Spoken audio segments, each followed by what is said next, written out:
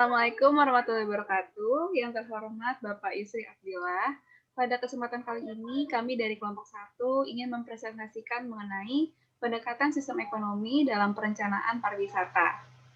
Kelompok 1 beranggotakan saya Nindya Prasasti, kemudian ada Atalarik Eka Prayoga, kemudian ada Dea Rifauranti Viola, kemudian ada Anissa Dia, ada Amalia Faja, dan yang terakhir Rakyat Handaka.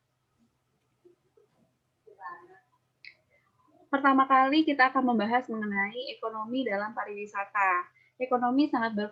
Pariwisata sangat berperan dalam ekonomi, yaitu peningkatan pendapatan negara suatu wilayah, kemudian membuka lapangan pekerjaan, peningkatan hasil ekspor, penanaman modal, dan hal-hal lain berkaitan dengan ekonomi suatu wilayah. Karena pariwisata merupakan industri yang paling menjanjikan dan yang paling menaikkan pendapatan suatu wilayah. Terbukti dari Indonesia yang beberapa tahun terakhir dipengaruhi peningkatan ekonomi karena industri pariwisata. Bisa di next row.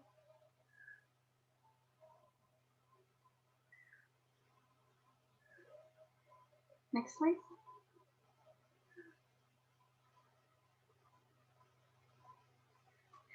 Perencanaan pariwisata ada beberapa tahapan, yaitu pertama persiapan studi. Persiapan studi itu kita lihat dulu karakteristiknya seperti apa, ciri-cirinya seperti apa.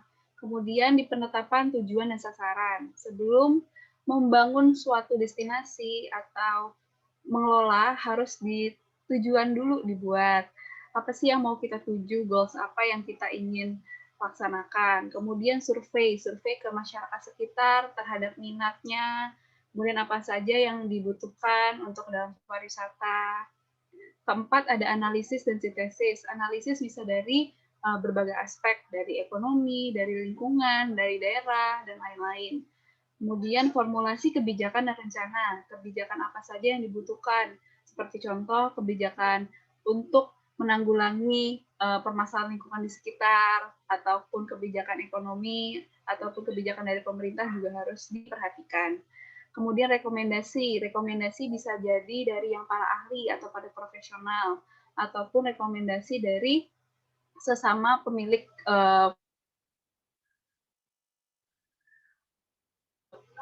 destinasi pariwisata. Presentasi dari perencanaan pariwisata yang telah kita buat, kemudian diimplementasikan dan diawasi agar tidak melenceng dari tujuan yang sudah dibuat. Apa sih itu sistem ekonomi? Sistem ekonomi itu adalah suatu sistem yang mengatur dan menjalin hubungan ekonomi antar sesama manusia di suatu kelembagaan atau suatu ketahanan. Jadi next slide. Kemudian akan dilanjutkan pada Atalarik.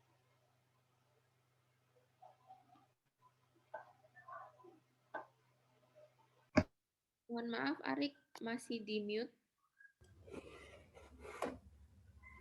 Sorry, balik ke macam-macam sistem ekonomi dong, tolong. Nah, jadi macam-macam sistem ekonomi itu, sebenarnya sistem ekonomi itu dipengaruhi oleh ideologi yang berkembang pada suatu negara yang menganut ideologi tertentu. Karena ideologi itu secara etimologi merupakan gabungan kata dari bahasa Prancis yang disampaikan oleh Destutt de Tracy pada 1796, yaitu ideo dan logi, yang berarti ideo yang berarti gagasan, sedangkan logi yang berarti logika. Jadi sebenarnya itu ideologi merupakan konsep gagasan yang merupakan kebenaran dari adanya kenyataan sosial politik yang nantinya berpengaruh terhadap perekonomian, sosial maupun berpolitik. Nah, oleh karena itu munculnya sistem ekonomi seperti ini. Nah, ideologi yang mempengaruhi sistem ekonomi ini ada beragam. Oke, next slide. Ekonomi tradisional. Sistem ekonomi tradisional merupakan sistem ekonomi yang diterapkan oleh masyarakat tradisional secara turun-temurun dan hanya mengandalkan alam, tenaga kerja, pola ekonominya biasanya dimapankan melalui tradisi. Jadi pada masa ekonomi tradisional ini belum dikenal adanya mata uang sebagai nilai tukar. Jadi pada masa ini tuh nilai tukar itu ya berdasarkan barang-barang kepemilikan maupun tenaga kerja yang mereka miliki. Next. Nah, ciri-ciri ekonomi tradisional itu belum mengenal pembagian kerja, jelas, karena tidak ada patokan yang dapat mengukur nilai kerja yang mereka hasilkan. Dari sistem barter, ya, karena pada masa ini tuh diberlakukannya barter antara barang dengan barang, barang dengan tenaga kerja, maupun menggunakan sangat jelas, masih terikat oleh tradisi. Oke, next. Kelebihan sistem ekonomi tradisional itu tidak terdapat persaingan yang tidak sehat atau hubungan antar individu sangat erat. Karena di sini itu tidak ada patokan pengukur kekayaan ataupun kemapanan seseorang. Masyarakat itu saling bergantung satu sama lain yang mengakibatkan hubungannya sangat erat. Sebagai contohnya, saat mereka membutuhkan barang ataupun benda lain, mereka akan menukarkan dengan kebutuhan orang lain yang mereka miliki. Jadi di sini tuh membuat hubungan individu menjadi sangat erat. Tidak tercipta individualistis, ya betul, dan masyarakatnya sangat aman. Oke, sekarang sistem ekonomi tradisional ini memiliki menggunakan masih sangat sederhana, ada mata uang, teknologi sederhana, mereka hanya saling bertukar barang. Ya, terus barang yang masih rendah. Ada lagi kekurangan lain yaitu sulit untuk menentukan nilai tukar yang seimbang atau yang adil. Karena pada masa itu sulit untuk menemukan barang yang sesuai. Lanjut.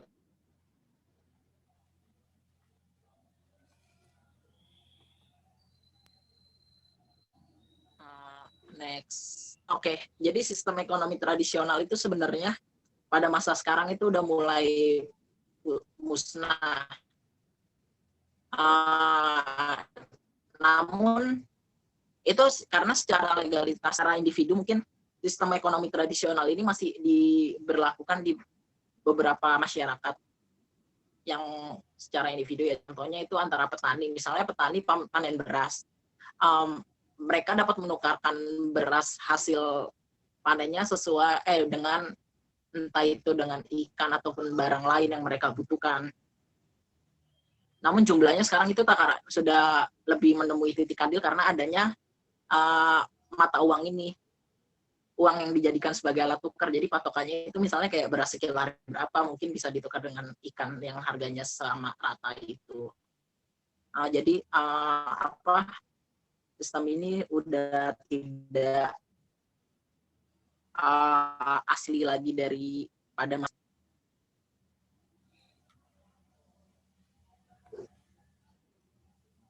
Sistem ekonomi liberal atau bebas. Jadi sebenarnya liberal ini merupakan ideologi yang menciptakan sistem ekonomi kapitalis. Nah, liberal ini sebenarnya itu terbagi menjadi 4 fase, yaitu adanya liberal klasik yang tokohnya adalah Adam Smith sebagai bapak ekonomi dunia. Yang melatar belakangi peristiwa liberal klasik adalah para kaum pemilik modal atau kapitalis ini pada masa itu kegiatan berdagangnya sangat terhambat karena adanya pungutan upeti yang sangat besar dari kaum bangsawan serta adanya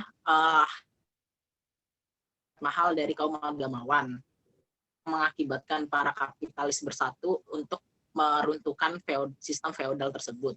Yaitu peristiwanya adalah Revolusi Prancis tahun 1789. Nah, pada masa ini tuh sistem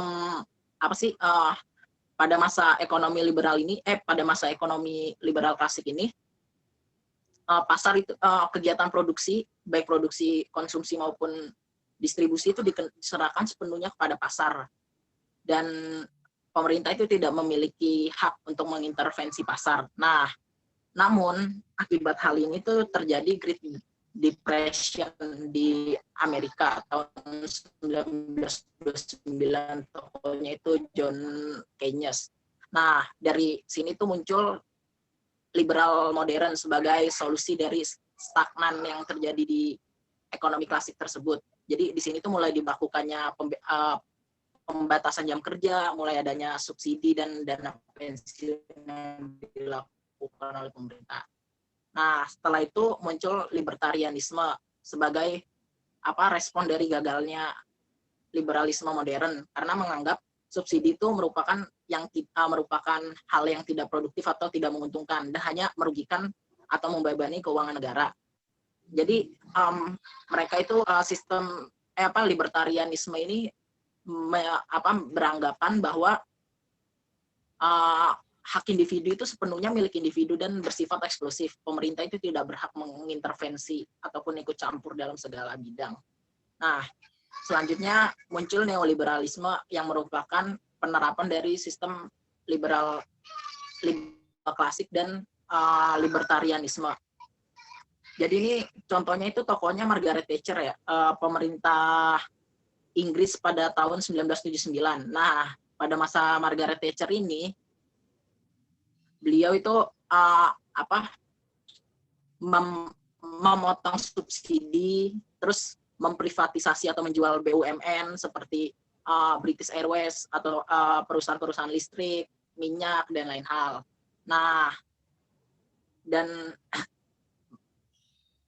Margaret Thatcher ini beranggapan bahwa sistem pasar itu dikembalikan seperti masa awal, yaitu pasar dapat bergerak sendiri. Nah, dampak dari keputusan Margaret Thatcher ini ya Inggris itu inflasinya sangat tinggi dan Inggris itu penganggurannya melonjak menjadi sampai 3 juta jiwa dan jenjang antara si kaya dan si miskin menjadi sangat curam. Oke. Next. Ciri-ciri ekonomi liberal yaitu campur tangan pemerintah minim, ya jelas karena tadi merupakan pembelaan terhadap hak individu yang sangat tinggi. Terus kompetisi sangat dihargai. Pemerintah hanya sebagai pengamat dan pelindung perekonomian seperti yang tadi saya jelaskan. Terus mengakui kepemilikan individual atas sumber daya ekonomi. Oke, next. Kelebihan sistem ekonomi liberal yaitu menumbuhkan kreasi masyarakat dalam membangun kegiatan ekonomi, ya karena adanya persaingan jadi menuntut masyarakat untuk menjadi inovatif, terus munculnya persaingan untuk maju, dan barang yang dihasilkan bermutu tinggi, efisiensi dan efektivitas tinggi karena setiap tindakan ekonomi didasarkan akan motif mencari laba. Ya ini semua jelas berdasarkan prinsip kapitalisme, yaitu menjunjung inovatif dan kreasi dari para pencari modal, para pelaku bisnis. Nah, sedangkan kekurangan dari sistem ekonomi liberal adalah munculnya monopoli yang dapat merugikan masyarakat. Ya ini sangat jelas karena persaingan yang sangat bebas membuat para pelaku bisnis dapat memonopoli dan menyingkirkan pesaing yang kalah. Terus sulitnya melakukan pemerataan pendapatan, sering terjadi eksploitasi kaum buruh oleh para pemilik modal. Sangat jelas karena kaum buruh dieksploitasi dengan segala kebijakan yang sangat merugikan. Oke, next. Yang menerapkan sistem ekonomi liberal itu negara-negara penganut negara-negara penganut ideologi liberalisme, contohnya ya Amerika, Prancis, Swedia, Belanda, Inggris dan lain hal. Terus ini fokusnya ke Eropa bagian barat lah intinya. Oke, next. Ekonomi sosialis. Nah, sebenarnya itu ekonomi sosialis itu merupakan pengaruh dari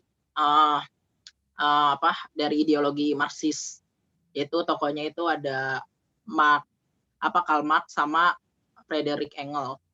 Jadi ini sistem ekonomi Marxisme itu merupakan antitesa dari adanya sistem ekonomi kapitalisme yang dipengaruhi oleh ideologi liberal. Jadi mereka itu menganggap bahwa sistem ekonomi kapitalisme ini sangat menindas karena mengeksploitasi buruh dengan jam kerja yang sangat menyita waktu mereka, yaitu berupa 18 jam dan tidak ada minimal gaji yang mereka terima. Dan oke, next. Ciri-ciri sistem ekonomi sosialis itu menekankan kebersamaan dalam menjalankan perekonomian, imbalan didasarkan pada kebutuhan, bukan berdasar jasa, campur tangan pemerintah yang sangat tinggi. Ya jelas, karena pada sistem ekonomi sosialis ini pemerintah mengambil andil yang sangat tinggi bagi perekonomiannya, karena mereka menyadari bahwa sistem kapitalisme yang membebaskan segala mekanisme pasar berjalan sendiri itu dapat merugikan para buruh dan hanya menguntungkan kaum kapitalis. Oke, next. Kelebihan ekonomi sosialis. Pemerintah lebih mudah mengendalikan masalah ekonomi seperti inflasi dan pengangguran. Ini sangat jelas karena pemerintah yang mengambil peran. Pemerintah dapat turut campur dalam penetapan harga, ya. Jarang terjadi krisis ekonomi dan relatif mudah melakukan distribusi pendapatan, ya, karena di sini pemerintah yang melakukan kebijakan, pemerintah yang mengatur, dan sangat minim terjadinya inflasi karena tidak ada persaingan yang ketat di sini. Sedangkan kekurangan sistem ekonomi sosialis yaitu mematikan inisiatif individu untuk maju, sering terjadi monopoli yang merugikan masyarakat. Masyarakat tidak memiliki kebebasan memiliki sumber daya, ya, karena benar di sini karena sosialis merupakan kebalikan dari kapitalisme. Jadi kapitalisme yang mengandalkan kepemilikan pasar, sedangkan sosialis yang menyadari dari kekurangan kapitalisme dan mereka pemerintah melakukan andil yang sangat besar dalam sini. Oke, next. Siapa saja yang menerapkan sistem ekonomi sosialis? Jadi sebenarnya itu contoh Rusia, Cina itu sebenarnya sekarang sistem ekonominya sudah yang menerapkan sistem ekonomi sosialis. Jadi Rusia dan Cina itu sudah tidak menerapkan sistem ekonomi sosialis, tapi mereka menerapkan sistem ekonomi kapitalis. Walaupun ideologinya masih satu komunis kan. Nah, sebenarnya yang sekarang masih menerapkan yaitu Kuba dan Korea Utara. Oke, next. Sistem ekonomi campuran, di mana pemerintah dan swasta bekerja sama dan saling berinteraksi dalam memecahkan masalah ekonomi. Mereka bekerja sama dalam membuat peraturan dan membatasi monopoli, namun masih mengacu pada peraturan perundang-undangan yang berlaku di negara tersebut. Next. Ya, ciri-ciri ekonomi campuran, adanya kekuasaan dan kebebasan berdampingan. Jadi, kekuasaan tetap dipegang oleh pihak pemerintah, namun, di samping itu, pemerintah tetap memberi kebebasan pada pelaku ekonomi atau swasta yang ada sebagai pelaku pasar. Seperti itu. Lalu ada campur tangan pemerintah untuk menstabilkan ekonomi. Di situ, seperti yang kita ketahui bahwa pemerintah memegang kekuasaan terbesar, namun memberi kebebasan pada swasta seperti yang saya katakan tadi. Serta inti dari sistem ekonomi ini adalah pemerintah dan pelaku ekonomi bersinergi demi kemakmuran masyarakat, namun tetap ada peran pada individu atau pelaku pasar lainnya. Lalu untuk kelebihannya dapat memberikan keuntungan, menciptakan efisiensi pada bisnis, dan mampu meminimalisir monopoli dari ekonomi pada perekonomian karena pemerintah berperan kuat, namun dibarengi juga produsen yang imbang. Seperti itu. Next. Jadi yang menerapkan sistem ekonomi campuran ini ada Indonesia, seperti yang kita ketahui, seperti Indonesia menerapkan sistem ekonomi campuran atau biasa yang dikenal dengan sistem ekonomi Pancasila, lalu ada Filipina dan juga Malaysia.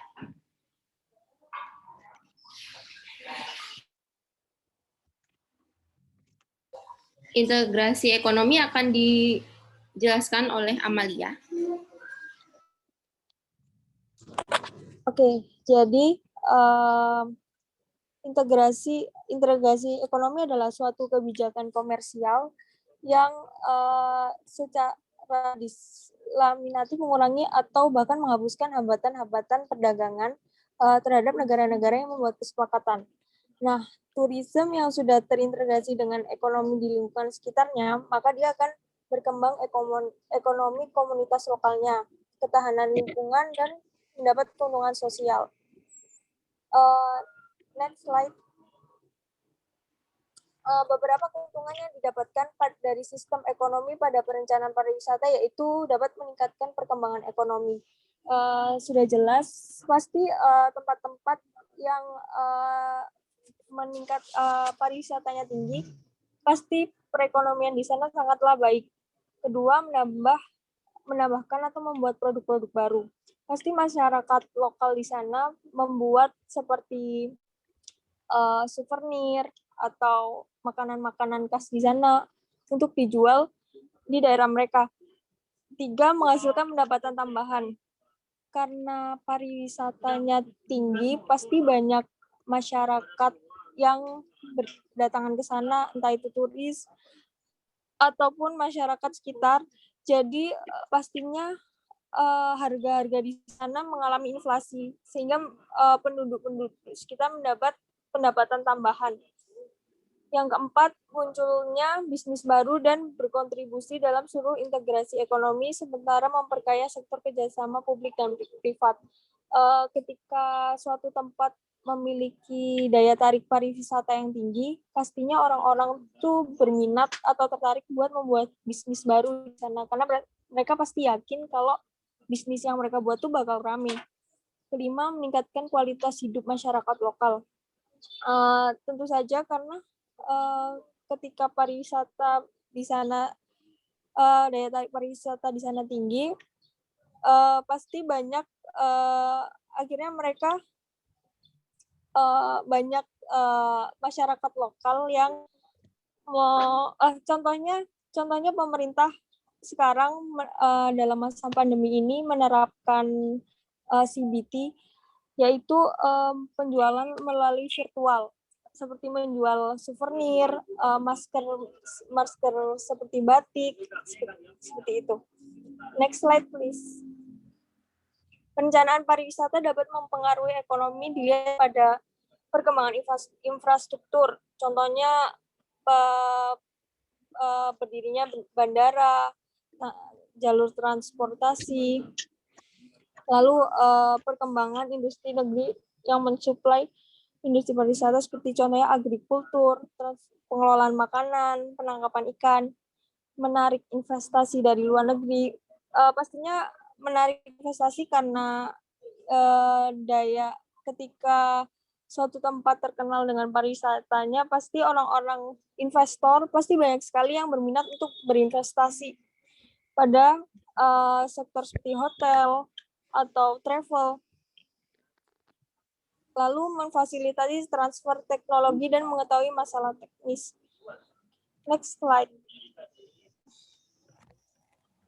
Ketika merencanakan pariwisata, kita pasti harus mengetahui demand dan supply-nya, permintaan dan penawarannya. Pasti permintaan yang bakal terjadi ketika kita membuat suatu pariwisata adalah pertama, lokasi dan identifikasi pasar. Kedua, marketing dan promosi. Ketiga, cara penetapan harga. Karena pasti turis-turis di sana, hal yang mereka pertanyakan pertama adalah mengenai biaya yang akan mereka keluarkan ketika mereka berlibur ke sana. Kedua, penawaran seperti sumber daya alam, adanya sumber air, transportasi, pengolahan dan limbah, infrastruktur. Next slide, please. Oke. Pekerjaan, travel dan tourism sebagai salah satu key role dalam menyediakan kesempatan kerja bagi minoritas sekalipun. Tentunya karena pasti travel sekarang tuh membuat banyak lapangan pekerjaan karena banyak sekali peminatnya. Contohnya kita mau contohnya kita mau ke Surabaya aja, kita harus mungkin naik kereta, naik mobil pribadi pun kita harus mengeluarkan uang melalui tol. Seperti itu. Oke, next slide. Selanjutnya akan dijelaskan oleh Akian. Oke, selanjutnya fasilitas dan infrastruktur. Sistem ekonomi digunakan untuk perencanaan fasilitas dan infrastruktur, entah itu dalam jangka pendek, jangka menengah, maupun jangka panjang. Pendekatan sistem ekonomi dalam fasilitas dan infrastruktur dapat meningkatkan mobilitas wisatawan dan menurunkan pengeluaran atau biaya produksi. Fasilitas yang ada seperti e-commerce untuk mempromosikan pariwisata, contohnya seperti Traveloka, Agoda, Tiket.com, dan lain-lain, yang dapat memudahkan wisatawan ketika melakukan pembayaran saat melakukan kegiatan wisata lintas negara sekalipun dengan adanya sistem pembayaran non-tunai seperti metode transfer dan kartu kredit. Sedangkan infrastruktur lebih merujuk pada sistem fisik seperti transportasi, bangunan-bangunan, dan fasilitas publik yang lain yang ada di tempat wisata tersebut. Next slide. Sistem ekonomi juga berperan dalam peningkatan keuntungan di bidang pariwisata dengan menggunakan pendekatan multiplier effect dan the trickle-down effect. Pendekatan sistem ekonomi dalam pariwisata perlu diperhatikan karena ideologi pada suatu negara yang diciptakan adanya sistem ekonomi tersebut akan berpengaruh pada proses perkembangan pariwisatanya. Contohnya pada Indonesia yang menggunakan sistem ekonomi campuran, pemerintah menjamin adanya kemakmuran serta menciptakan kemakmuran tersebut.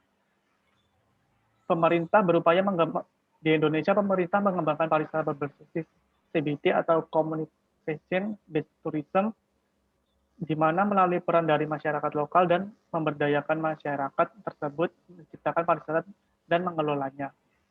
Sedangkan pada sistem ekonomi sosialis atau komando terpusat, proses perkembangan pariwisata dilakukan oleh pemerintah sepenuhnya. Jadi kita tidak memiliki inovasi untuk pengembangan pariwisata tersebut. Selanjutnya